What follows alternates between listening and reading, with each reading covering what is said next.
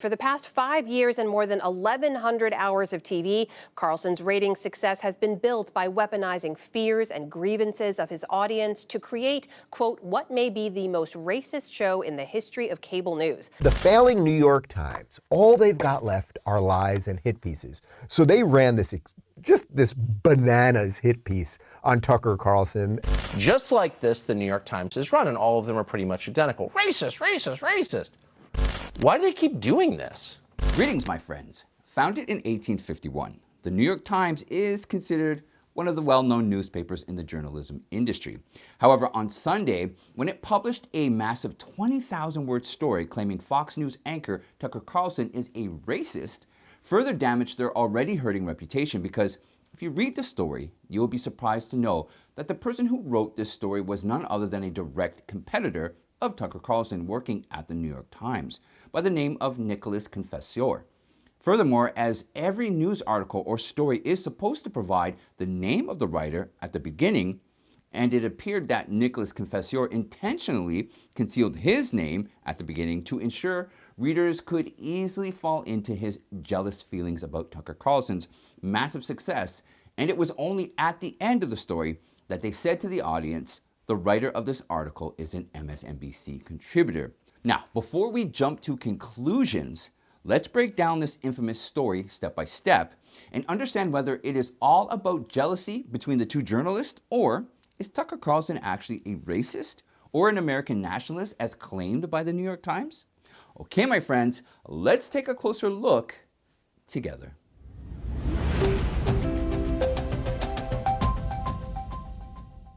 It all started in the first quarter of 2022, when the level of Nicholas Confessore's jealousy towards Tucker Carlson reached its peak after realizing Tucker Carlson's Tonight Show at Fox was rated as the second highest rated cable news program on TV.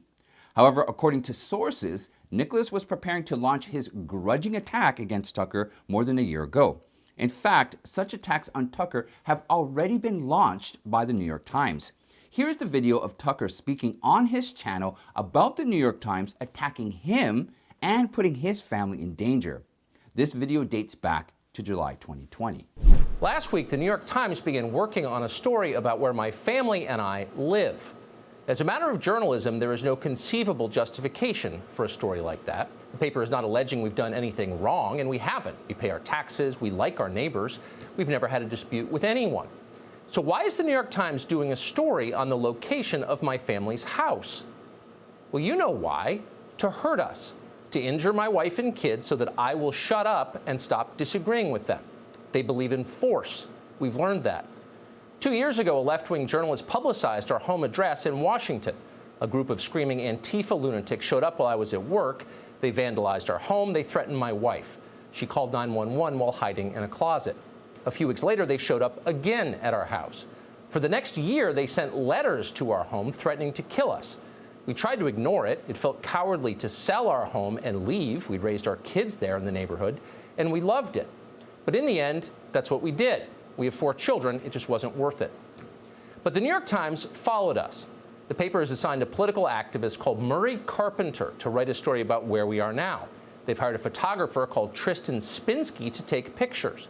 Their story about where we live is slated to run in the paper this week. Editors there know exactly what will happen to my family when it does run. I called them today and I told them, but they didn't care. They hate my politics. They want this show off the air. If one of my children gets hurt because of a story they wrote, they won't consider it collateral damage. They know it's the whole point of the exercise, to inflict pain on our family, to terrorize us, to control what we say.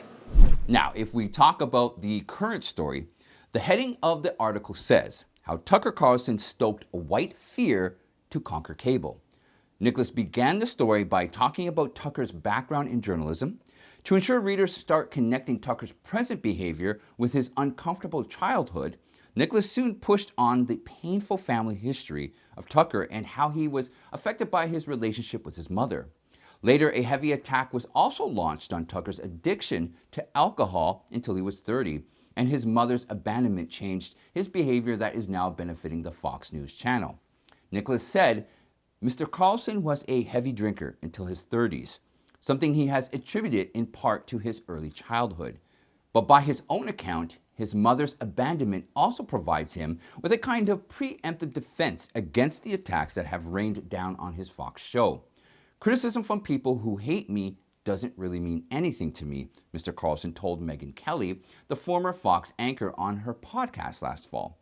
As Nicholas's objective was to prove Tucker is a racist, Nicholas claimed that he regularly disparages black women as stupid or undeserving of their position.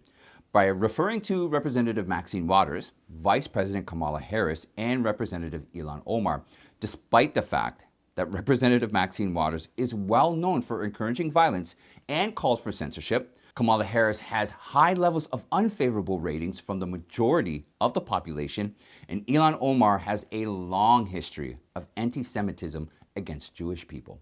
Furthermore, Nicholas said his show may be the most racist program in the history of cable news.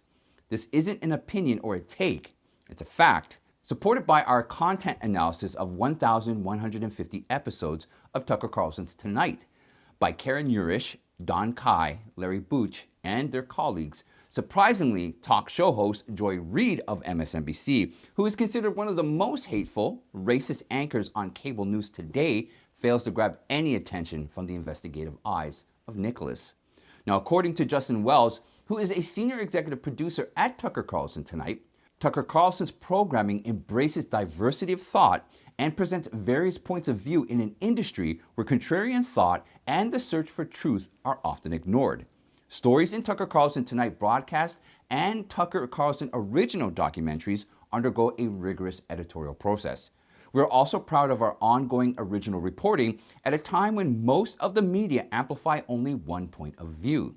Now, instead of taking revenge on the New York Times, Tucker Carlson replied with this image on Twitter and a powerful message in this video. This has got to be the 10th or 27th or 217th story just like this the New York Times has run, and all of them are pretty much identical. Racist, racist, racist. The latest version of the story is being written by a kid called Nick Confessore. Confessore seems a little more self-important than most of them, but essentially he's the same as the last guy and the guy before him, because on some level all these guys are the same. They're obedient little establishment defenders who will say anything to please their bosses. They're suck-ups, brown-nosers, lick-spittles, not people you'd want to have dinner with. Anyway, the New York Times is calling us racist again, and we're still in the air, which shows you how well it works. But you've got to wonder, why do they keep doing this?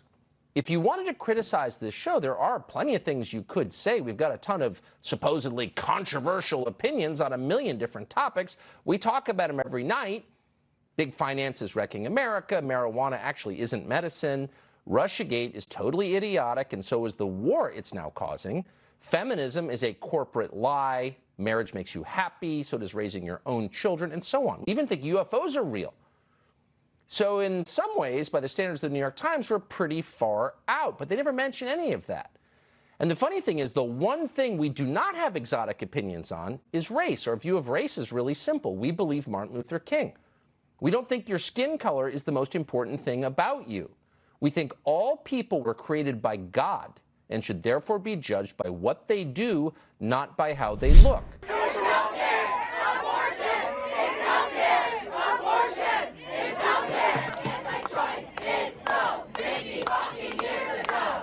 Now, the U.S. Supreme Court could soon end the nationwide legal right to abortion in the U.S. by overturning the landmark Roe v. Wade decision. Of a majority opinion, the U.S. Supreme Court is poised to strike down the right to abortion in the United States.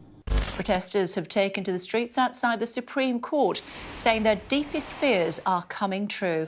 After noticing millions of innocent children getting aborted since the passing of Roe v. Wade case in 1973, the Supreme Court has now finally decided to overrule or strike down the same case by declaring Roe was egregiously wrong from the start.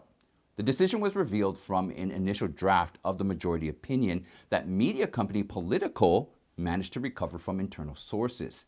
Furthermore, the majority opinion written by Justice Samuel Alito has also disclosed astonishing statements, starting with the abolition of Roe v. Wade case and Planned Parenthood v. Casey decision that maintained the right to abortion. He said Roe was egregiously wrong from the start. Its reasoning was exceptionally weak, and the decision has had damaging consequences. And far from bringing about a national settlement of the abortion issue, Roe and Casey have inflamed debate and deepened division. While referring to main features of the Roe case, Alito said the viability distinction between the fetus not capable of living outside the womb and those which can makes no sense. The 1973 ruling created a right that is nowhere mentioned or provided by the Constitution. And in order to grant a right to the citizens that is not written in the Constitution, it must be strongly rooted in the U.S. history and traditions. However, the right to abortion was nowhere in the picture until the latter part of the 20th century. Judge Alito also stated that many supporters of the Roe case were also motivated by the desire to suppress or minimize the size of the African American population in the country. If you have not seen our video on the number of abortions committed in America since Roe versus Wade case, you'll be surprised to know that around 20 million black babies have been aborted in America so far, and around 80 African American babies die every week from abortion in Alabama alone. This makes it clear that the Roe case was actually causing more damage to society than good. If the Alito's draft becomes final, it will act as a massive support to Mississippi State, which is on the edge of deciding whether to ban abortion after 15 months of pregnancy or not. As 4 of the other Republican-appointed justices have voted with Alito, the draft concludes that the Constitution does not prohibit the citizens of each state to ban or regulate the right to abortion. So the decision to exercise this right will be solely at the hand of the representatives of the states elected by its citizens. Creating a government censorship office is crazy. Opening the border totally is crazy. You just go through item after item like that, and you have to think this is a party and a president that have totally lost their way. And do you believe that the GOP has the advantage both on the House and the Senate side come November? I think we'll pick up. With Republicans raging forward to defeat anyone in their way, and Senator Elizabeth Warren giving a stark warning to her Democratic Party to get up off our rear ends, it seems a perfect storm is heading towards the Democrats in the upcoming midterm elections.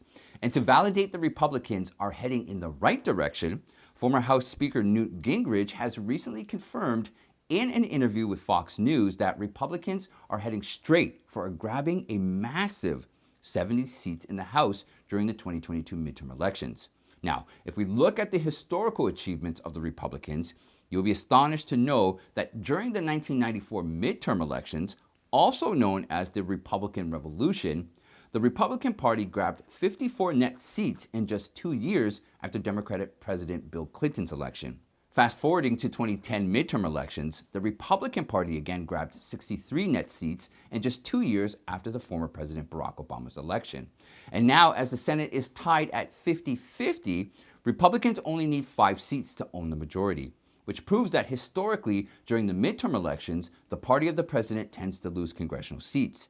Gingrich also pointed towards the Biden administration losing trust in the hearts of the people after the recent poll results. He said that with Biden administration failing to handle the issues of race, abortion, transgender, and inflation, American families are waiting to express their anger through the upcoming elections. The same fact is also confirmed by Senator Elizabeth Warren, who is now warning the Democrats to bring down the prices nationwide. Otherwise, be ready to face significant losses in November's election. She added, "I am glad to talk about what we have done, obviously, and I think the president deserves real credit, but it's not enough. We have got less than 200 days until the election, and American families are hurting. Our job while we are here in the majority is to deliver on behalf of those families." A little more salt on the Democrats' wound is also added by Democrat strategist Michael Stratton. He said Democrats need to, wake up here and smell the coffee and start getting ready, while strongly predicting House Minority Leader Kevin McCarthy as the upcoming Speaker of the House after the midterm elections. Gingrich further predicted that the district where Biden owns less than 15 or 20 points, Democrats are bound to face a dramatic loss in such regions.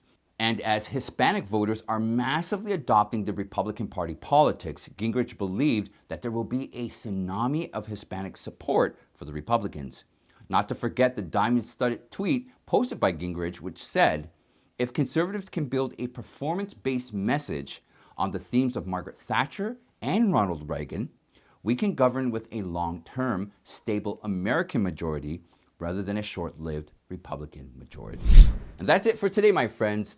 Don't forget to like and share, and most importantly, join our member site and support the mission to deliver truthful information. I'd rather depend on the generosity of you, people I can trust, than ever be dependent on YouTube again. Thank you all for spending time with me, and I'll see you next time.